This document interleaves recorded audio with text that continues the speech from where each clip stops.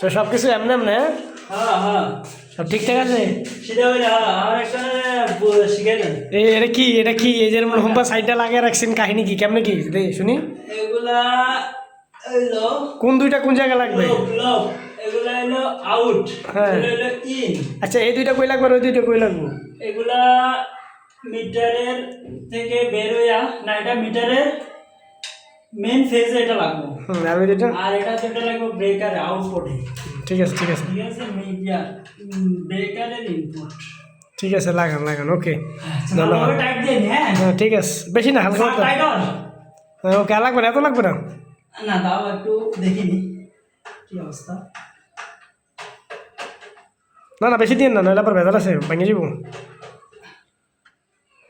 এমন এদিকে তাকান আপনি। আপনার অনুভূতিটা কি? সামনে এই জায়গা থেকে ভিডিওটা করে।